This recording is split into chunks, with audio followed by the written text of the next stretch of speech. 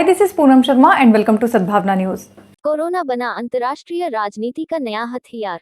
लक्ष्मीकांत पंडित। Corona ने न केवल विश्व राजनीति की दिशा को बदल दिया बल्कि आर्थिक सामाजिक के वैश्विक ढांचे को भी पूरी तरह बदल दिया है। यही कारण है कि दिसंबर 2020 के बाद अंतर्राष्ट्रीय परिदृश्य बदला सा नजर आ रहा है। यहाँ टुकड़े टुकड़े में संबंधों को जांचा परखा जा रहा है तो कहीं एक जरूरी राजनीति के सिद्धांत जो कि पुराना पड़ चुका है अब वापस शीत युद्ध की तरफ जाता दिखाई पड़ रहा है। कोरोना के पहले अंतर्राष्ट्रीय स्तर पर दो मुद्दों पर चर्चा चलती थी। पहला इस्लामिक आतंकवाद और दूसरा उत्तर कोरिया के तानाशाह की परमाणु नीति पर। जैसे ही चीन से चला कोरोना पूरे विश्व में छाया तब पता चला कि पूरे विश्व में स्वास्थ्य सेवाओं की हकीकत क्या है, खासकर उन विकसित देशों की जिन्हें की मॉडल मानकर दुनिया के दूसरे देश उनका अनुसरण करते हैं। अमेरिका हो या कनाडा, ऑस्ट्रेलिया, न्यूजीलैंड एवं पूरा यूरोप, हमने देखा कि कोरोना की महामारी के चलते यहाँ पर आर्थिक गतिविधियों पर ताला लग गया और सामरिक गतिविधियों से अलग हटकर इन देशों में सामाजिक आर्थिक विकास जैसे विषयों पर चिंतन मनन होने लगा। एशिया में भी इस प्रकार के हालात बने और व्यापार व्यवसाय की गति को अंकुश लग गया। अफ्रीका और लैटिन अमेरिकी देश के भी यही हालात रही।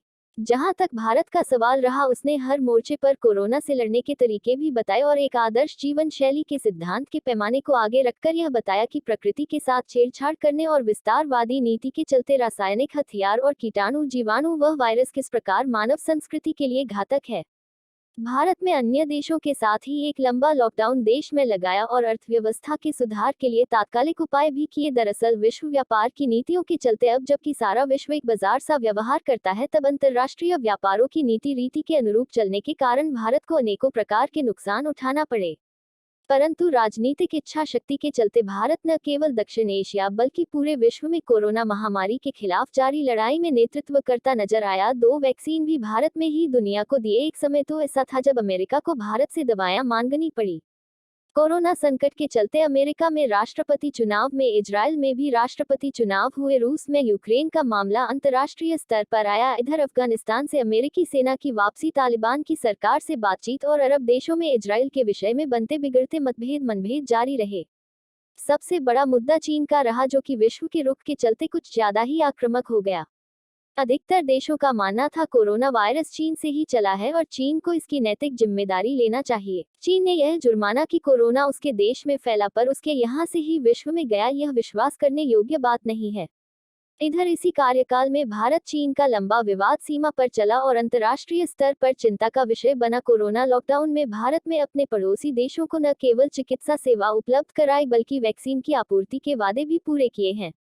आज ईरान अमेरिका परमाणु वार्ता का संकट सब और छाया हुआ है। दूसरी ओर इस्लामिक आतंकवाद ने अपना रुख मध्य पूर्व की ओर से हटाकर छोटे अफ्रीकी देशों के तरफ कर दिया है। आए दिन मिलने वाले समाचार बताते हैं कि अफ्रीका के छोटे छोटे देशों में आतंकवादी संगठनों की गतिविधियां बढ़ी है और आईएसआईएस वहां अपने पैर जमा रहा है। वास्तव में प्रथम विश्व युद्ध और द्वितीय विश्व युद्ध के बाद यह माना जा रहा था कि तृतीय विश्व युद्ध पानी के लिए होगा और यह आधुनिक संसाधनों युक्त मशीनों द्वारा लड़ा जाएगा। लेकिन आज स्थिति यह है कि पूरी दुनिया के देश एक वायरस के आक्रमण के चलते विश्व युद्ध की स्थिति में आ गए हैं, जहां संघर्ष एक दूसरे के प्रति न होकर वायरस के प्रभाव से हो रहा है जो कि बड़ी संख्या में लोगों को अपना शिकार बनाकर पूरे विश्व में फैल गया है।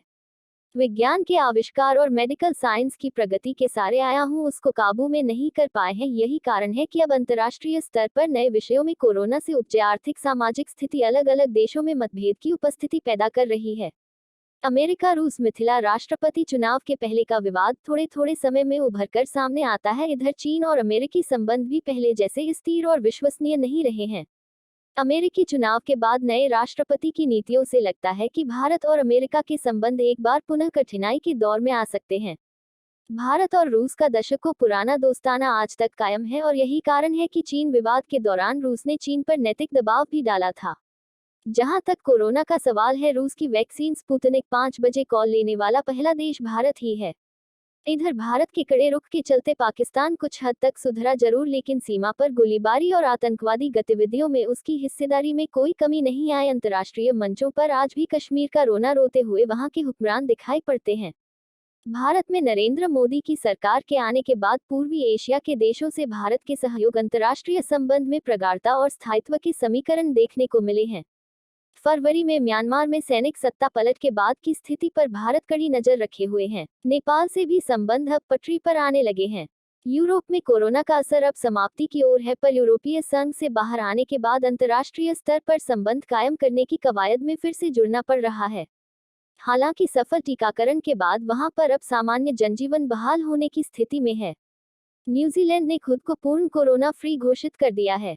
बावजूद इसके अनेक देशों में कोरोना का दूसरा संक्रमण चल रहा है। विभिन्न प्रकार के आर्थिक संकटों के चलते हुए दुनिया के विकसित और विकासशील देशों में अपने संसाधन विकसित कर पूरी दुनिया में बाजार तलाशने की रीति को बढ़ावा मिला है, और यही कारण है कि हर देश अपने माल के लिए बाजार तलाश रहा है। आर्थिक मामलों के जानकार बताते हैं, आगामी दिनों में अंतर्राष्ट्रीय स्तर पर विकासशील देश और विकसित देशों में पर्यावरण संतुलन और वैश्विक स्वास्थ्य को लेकर आरोप प्रत्यारोप की राजनीति को बढ़ावा मिल सकता है, और शीत युद्ध की वापसी के हल्के संकेत भी देखने को मिल सकते हैं। इस तरह कोरोना से तीसरा विश्व युद्ध हुए जैसे हालातों में कई देश अपने संसाधन और मानव श्रम के चलते अंतर्राष्ट्रीय मंच पर नेतृत्व करने की भूमिका आ गए हैं। Powered by Arthros Clinic, a dedicated center for arthroscopy and sports injuries.